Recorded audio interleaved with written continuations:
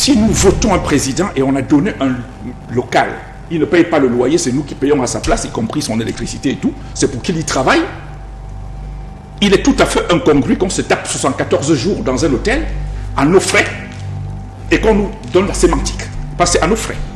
Lorsqu'on porte une délégation d'une cinquantaine de personnes qui vont dormir à l'hôtel intercontinental que je connais très bien et dont on connaît le coût de vie là-dedans, alors qu'on a un palais présidentiel à Yaoundé, et au même moment on va demander à un ministre de Finances de nous chercher de l'argent parce qu'il va aller prendre le marché central sur taxer les impôts des Camerounais pour qu'on finance les emplois dans le budget, alors qu'on a dépensé des dizaines de milliards pour aller dormir 74 jours à l'extérieur. On travaille, nous n'avons pas voté M. Biya pour qu'il aille travailler à Genève, monsieur.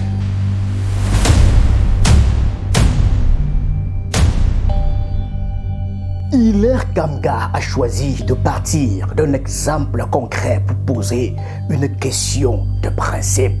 En substance, sur Vision 4 ce dimanche, il veut dénoncer un système où l'État paye le loyer, l'électricité, le confort de ceux qu'il emploie pour qu'ils travaillent et où pourtant l'absence prolongée ne coûte jamais rien à personne.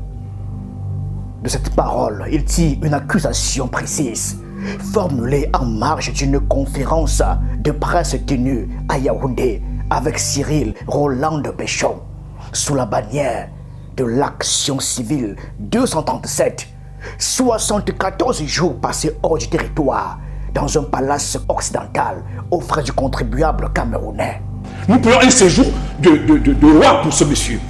Et on me dit qu'il est en train de travailler pour le Cameroun alors qu'il y a un palais présidentiel, ça nous pose un problème. Nous estimons que, ne serait-ce que par l'information, les Camerounais qui l'ont élu comme moi, aujourd'hui le Conseil constitutionnel dit que nous avons élu, et il est le président, moi je suis un républicain, il n'y a pas deux présidents au Cameroun, c'est le président Biya qui est président de la République.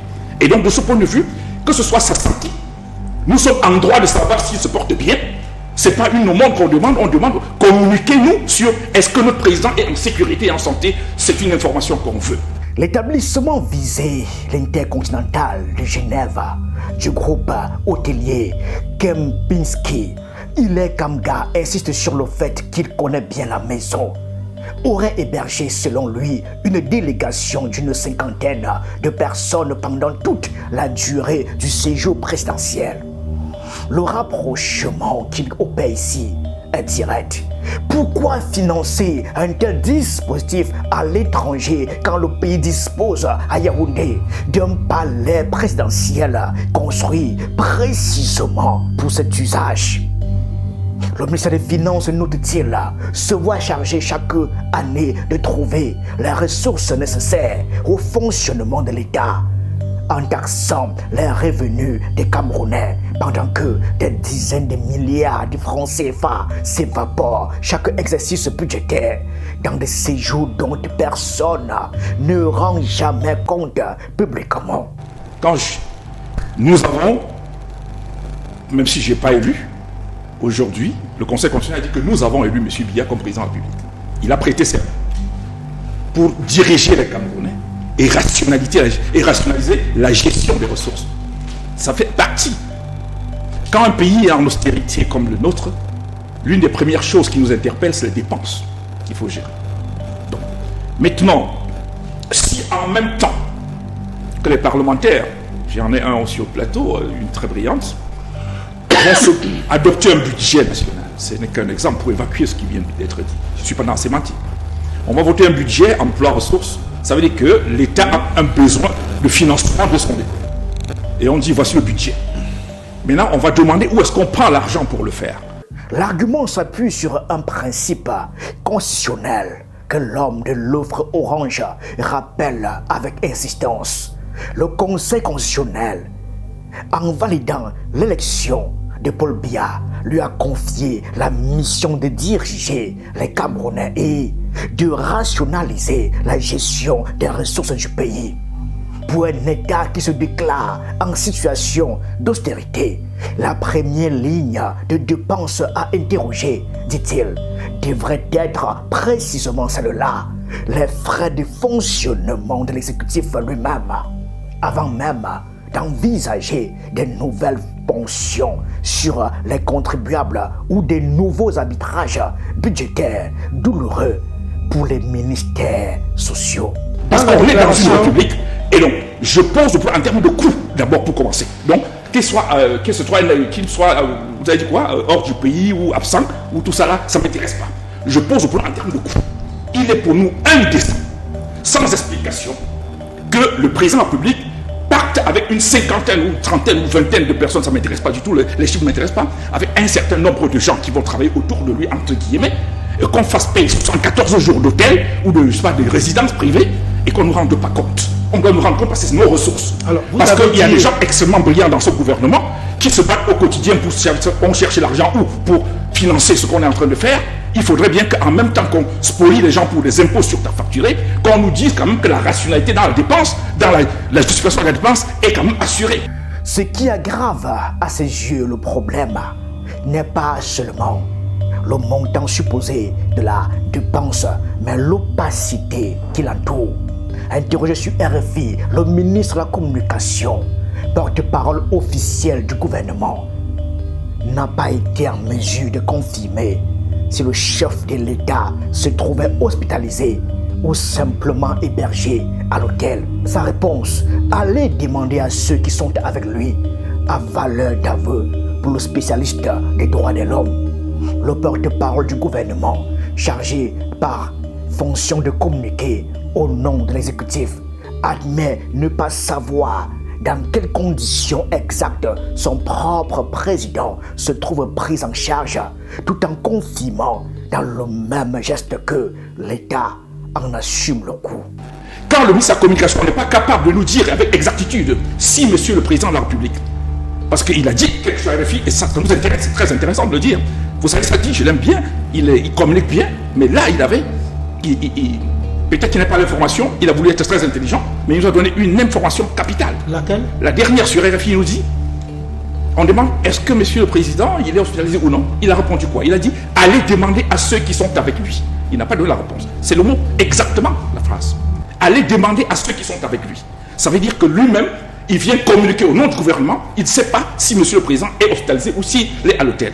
Entre-temps, nous payons l'hôtel pour M. Biya et une cinquantaine de personnes.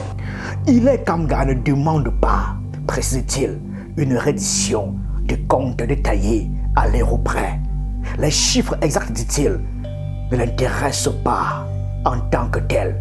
Ce qu'il réclame est plus fondamental, une information sur la sécurité et la santé du président. Comme si engagerait n'importe quel État vis-à-vis d'un dirigeant élu et une justification minimale de la dépense engagée en son nom.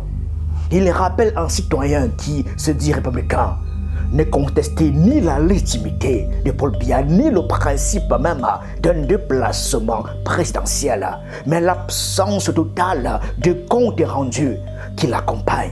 En tant que citoyen, quand notre président disparaît pendant 74 jours, sauf si vous avez un autre agenda, on n'est pas rassuré du tout. Parce que ce n'est pas une question de ceux qui sont avec lui, c'est une question des Camerounais qui l'ont élu. Il a accepté prêter serment en notre nom. Donc ce n'est pas une bande de personnes quelque part qui peuvent être sur le haut de notre président. Ce n'est pas leur président, c'est notre président officiellement. Et donc c'est de droit que nous exigeons de savoir où il est. Et c'est pour ça qu'on pose le problème. Que sa présence ne doit pas être quelque chose caché, ça doit être quelque chose que nous maîtrisons. Cette sortie ne surgit pas d'un acteur isolé.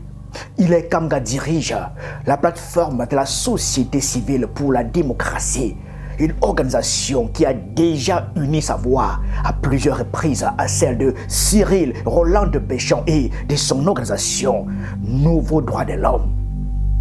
Les deux figures avaient notamment co-signé aux côtés d'une dizaine d'autres organisations une déclaration commune sur la crise dans les régions du nord-ouest et du sud-ouest après la visite du pape Léon XIV en avril dernier. Il est présent, il est là aujourd'hui et il doit nous montrer maintenant qu'il est en capacité totale de nous gouverner. C'est ce qu'on est en train de dire. Donc on n'est plus aujourd'hui à l'étape de présence ou pas présence.